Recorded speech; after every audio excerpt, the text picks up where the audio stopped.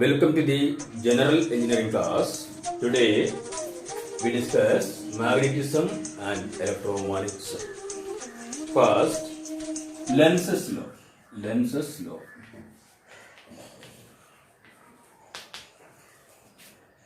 An induced current always flows in a direction such that it opposes the change which produces it.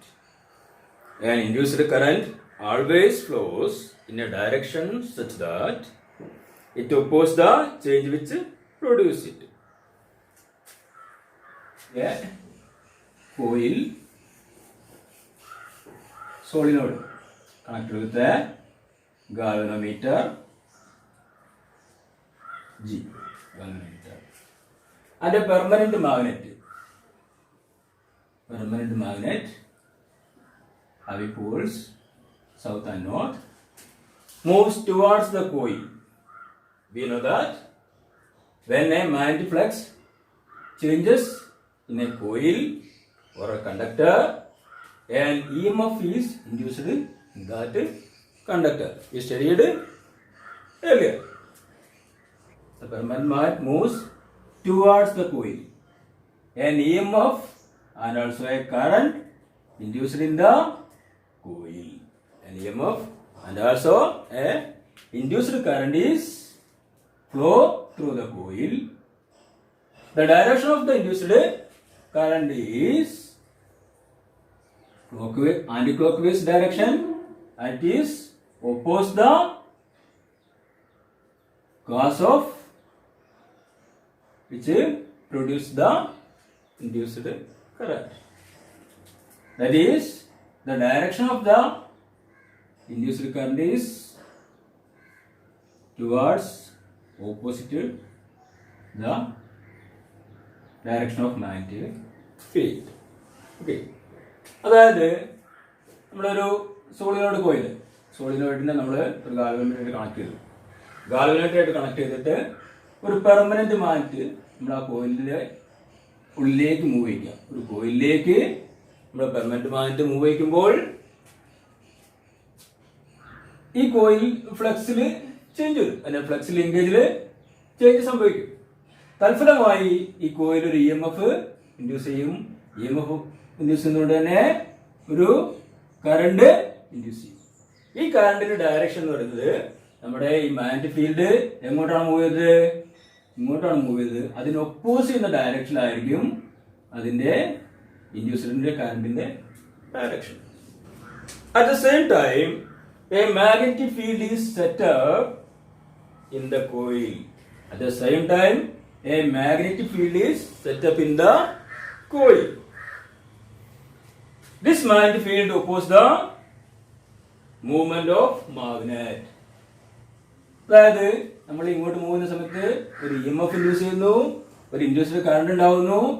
അതുപോലെ തന്നെ ഈ കോയിലൊരു magnetic ഫീൽഡും രൂപപ്പെടുന്നു. ആ മാഗ്നറ്റിക് ഫീൽഡിന്റെ ഡയറക്ഷൻ എന്ന് പറയുന്നത് ഈ മാഗ്നറ്റിന്റെ നേർ ഒപ്പോസ് ചെയ്യുന്ന രീതിയിലായിരിക്കും. ഈ മാഗ്നറ്റിക് ഫീൽഡ് ഇങ്ങോട്ടാണ് ചലിക്കുന്നതെങ്കിൽ അതിനെ നേരെ ഒപ്പോസ് ചെയ്യുന്ന രീതിയിൽ ഇവിടെ നോർത്ത് പോളും ഇവിടെ സൗത്ത് പോളുമായിട്ടായിരിക്കും ഇവിടെ മാഗ്നറ്റിക് ഫീൽഡ് സെറ്റപ്പ് ചെയ്യുന്നത്. അതായത് ഇവിടെ നോർത്ത് പോൾ വരും, രണ്ട് നോർത്ത് പോള് അത് ലൈറ്റ് പോൾസ് ആകുമ്പോൾ ഇത് റിപ്പൽ ചെയ്യും. ഇതാണ് നമ്മുടെ ലെൻസസ് ലോ പറയുന്നത്. Okay. When the N pole of the magnet is moved towards the coil, end of the coil become N pole. Therefore, it repels. അതായത് ഈ പെർമനന്റ് മാഗ്നറ്റിന്റെ N പോളാണ് കോയിലിലേക്ക് മൂവ് ചെയ്യുന്നതെങ്കിൽ ഇവിടെ ഉണ്ടാകുന്ന ഫീൽഡിന്റെയും എന്റെ N ആയിരിക്കും. അതുകൊണ്ട് തന്നെ ഈ രണ്ടും പരസ്പരം റിപ്പൽ ചെയ്യും. ഇതിനെ ഒപ്പോസ് ചെയ്യുന്ന ഒരു മാഗ്നറ്റിക് ഫീൽഡാണ് ഇവിടെ ഉണ്ടാവുക. ഈ മൂവ്മെന്റിനെ ഒപ്പോസ് ചെയ്യുന്ന മാഗ്നറ്റിക് ഫീൽഡാണ് ഇവിടെ ഉണ്ടാവുക. ഓക്കെ. അതുപോലെ നമ്മൾ ഈ മാഗ്നറ്റിനെ തിരിച്ച് ഇങ്ങോട്ട് മൂവ് ചെയ്യിക്കുക. മാഗ്നറ്റിനെ തിരിച്ച് ഇങ്ങോട്ട് മൂവ് ചെയ്യുക. When the N pole of the magnet move away from the coil, end of the coil become as pole. നമ്മള് ഈ മാഗ്നറ്റിനെ റിവേഴ്സിൽ ഇങ്ങോട്ട് കോയിൽ നിന്നും പുറത്തേക്ക് വലിക്കുകയാണെങ്കിൽ എന്ത് സംഭവിക്കുന്നു? ഇവിടെ സംജാതമാകുന്ന മാഗ്നറ്റിക് ഫീൽഡിന്റെ പോൾ എന്ന് പറയുന്നത് എൻഡ് എസ് ആയി മാറും. ഇവിടെ സൗത്ത് ആയിട്ട് മാറും. ഇവിടെ സൗത്ത് പോൾ വരും, ഇവിടെ നോർത്ത് പോൾ വരും. അപ്പൊ എന്താണ് സംഭവിക്കുക? സൗത്ത് പോൾ നോർത്ത് പോൾ വരുമ്പോ അൺലൈക്ക് പോൾസ് ആണ്. അൺലൈക്ക് പോൾസ് അട്രാക്ട് ചെയ്യും. അപ്പൊ എന്താണോ നമ്മളൊരു ഫീൽഡ് ഉണ്ടാവാൻ കാരണമാകുന്ന ഫോഴ്സ്, ആ ഫോഴ്സിന് എതിരായിരിക്കും അല്ലെങ്കിൽ ഓപ്പോസിറ്റ് എന്ന രീതിയിലായിരിക്കും ആ കോയിലില് ഉണ്ടാവുന്നത്. ഇവിടെ നമ്മളെ ഇങ്ങോട്ട് വലിക്കുകയാണ് അല്ലെങ്കിൽ കോയിൽ നിന്നും പുറത്തേക്ക് മാഗ്നറ്റിനെ മൂവ് ചെയ്യിക്കുമ്പോൾ ആ കോയിലേക്ക് അത് ആകർഷിക്കുന്ന രീതിയിലുള്ള ഒരു മാഗ്നറ്റിക് പോളാവും ഇവിടെ സഞ്ജാതമാകുന്നത്, കോയിലില് സഞ്ജാതമാകുന്നത്. അതേ സമയത്ത് കറന്റ് ഡയറക്ഷൻ എങ്ങനെയായിരിക്കും? കറന്റ് ഡയറക്ഷൻ നേരെ വിപരീത ദിശയിലായിരിക്കും, തിരിച്ചായിരിക്കും കറന്റ് ഫ്ലോ ചെയ്യുന്നത്. നേരെ തിരിച്ചായിരിക്കും കറന്റ് ഫ്ലോ ചെയ്യുന്നത്, ക്ലോക്ക് വൈസ് ഡയറക്ഷനിലായിരിക്കും. അപ്പൊ കോയിൽ നിന്ന് മാഗ്നറ്റ് പുറത്തേക്ക് വലിക്കുമ്പോൾ കറന്റ് ഡയറക്ഷൻ നേരെ. ഇതാണ് ലെൻസസ് ലോ പറയുന്നത്. Next, self induction. Self induction.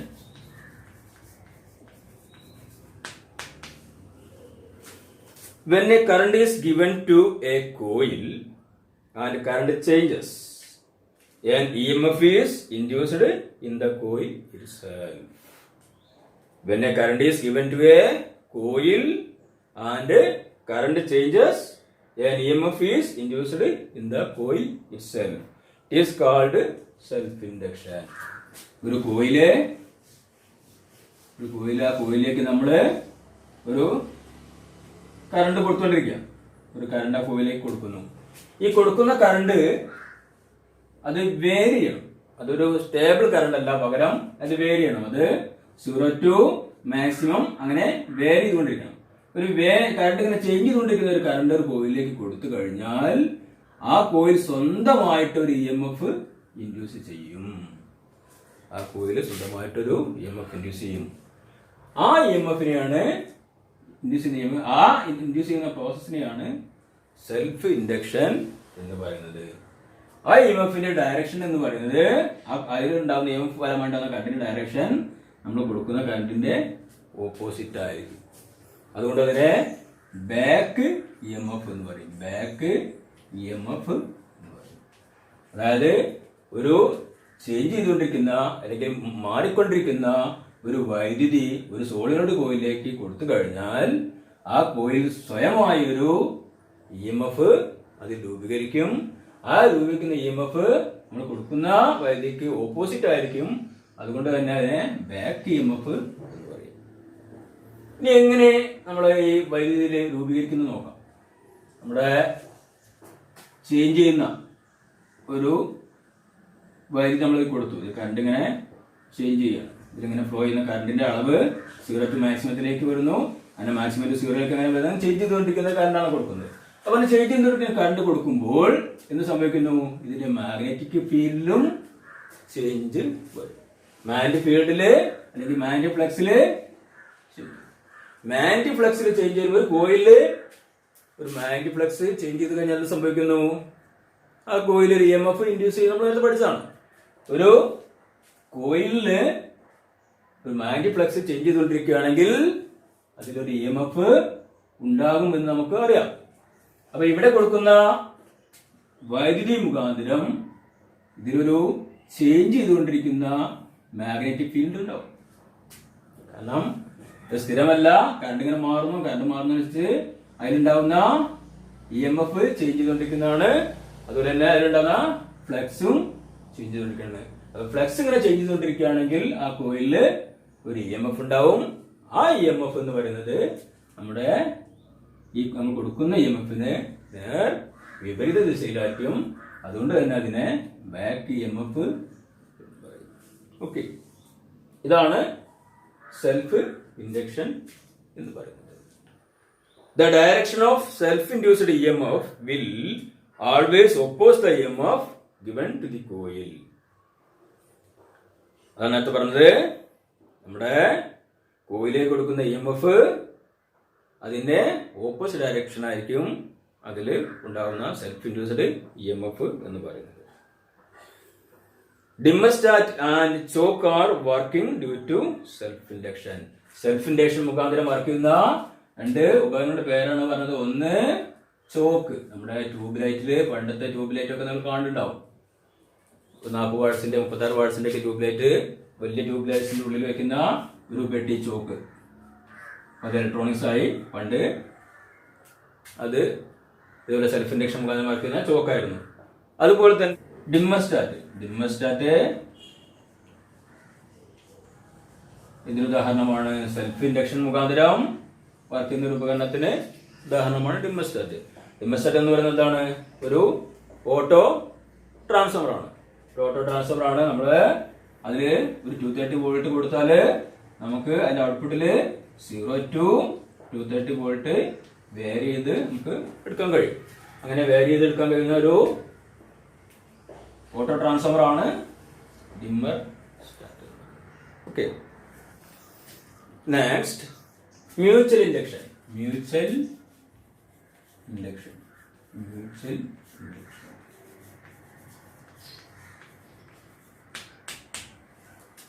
induction. It is an EMF induced in one coil by the influence of the other coil. When two coils are kept near to each other, and if current is given to one coil and it is changed, an EMF will be produced in the nearby coil. Both coils have no electrical connections but magnetically coupled. രണ്ട് കോയിലുകള് ഒരു കോയിലാണ്. ആ കോയിലിന് അടുത്ത് വേറെ coil കൊണ്ടുവച്ചു. ആ കോയിലിന് തൊട്ടടുത്തായിട്ട് വേറെ coil കൊണ്ടുവച്ചു. രണ്ട് കോയിലുകൾ ഇങ്ങനെ അടുത്തടുത്ത് വെച്ചു. ഈ കോയിലിൽ ഒരു വേരി ചെയ്യുന്ന കറണ്ട് കൊടുത്താൽ, അല്ലെങ്കിൽ EMF കൊടുത്താൽ, ഈ കോയിലില് ഒരു വേരി ചെയ്തുകൊണ്ടിരിക്കുന്ന, മാറിക്കൊണ്ടിരിക്കുന്ന ഒരു EMF കൊടുത്താൽ അതിൽ തൊട്ടടുത്ത് നിൽക്കുന്ന ഈ കോയിലില് അതേപോലുള്ള ഒരു EMF എന്ത് ചെയ്യും? പ്രൊഡ്യൂസ് ചെയ്യുന്നവർ. രണ്ട് കോയിലുകൾ അടുത്ത് വെച്ചു. അതില് ഏതെങ്കിലും ഒരു കോയിലില് നമ്മള് ഒരു വേരി ചെയ്യുന്ന EMF കൊടുത്തു കഴിഞ്ഞാൽ അതിന്റെ തൊട്ടടുത്ത് നിൽക്കുന്ന കോയിലില് ഒരു വേരി ചെയ്യുന്ന EMF ഉണ്ടാകുന്ന പറയുന്നത്. ഈ കോയിലുകൾ പരസ്പരം എന്ത് കണക്ഷൻ ഇല്ല? ഡയറക്റ്റ് ഇലക്ട്രിക്കൽ കണക്ഷൻ ഇല്ല. ഇതും ഈ വയർ കോണ്ടാക്ട് ഇല്ല. പിന്നെ എങ്ങനെയാണ് ഈ കോയിലുകൾ തമ്മിൽ കണക്ഷൻ ഉള്ളത്? It is magnetically couples. അപ്പോ ഇവിടെ വ്യതിയാനം സംഭവിച്ചുകൊണ്ടിരിക്കുന്ന ഒരു EMF ഈ കോയിലേക്ക് കൊടുത്തു കഴിഞ്ഞാൽ അതിന് തൊട്ടടുത്തിരിക്കുന്ന മറ്റൊരു കോയിൽ അതുപോലെ വ്യതിയാനം സംഭവിക്കുന്ന ഒരു EMF സംജാതമാകും.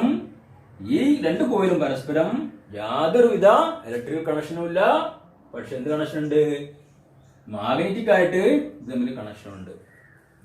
അങ്ങനെ ഒരു കോയിലുള്ള വൈദ്യുതി മറ്റൊരു കോയിലില് ഉണ്ടാകുന്ന പ്രോസസ് പറയുന്ന പേരാണ് മ്യൂച്വൽ ഇൻഡക്ഷൻ എന്ന് പറയുന്നത്. Okay, transformers and induction coils are working in the principles of mutual induction. Transformers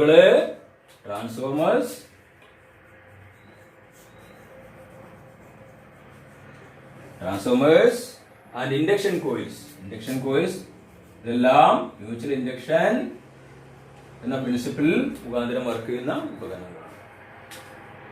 transformer, induction coil ഇവയെല്ലാം മ്യൂച്വൽ ഇൻഡക്ഷൻ പ്രിൻസിപ്പിൾസ് ഉപയോഗിച്ച് വർക്ക് ചെയ്യുന്ന ഉപകരണങ്ങളാണ്. ഓക്കെ.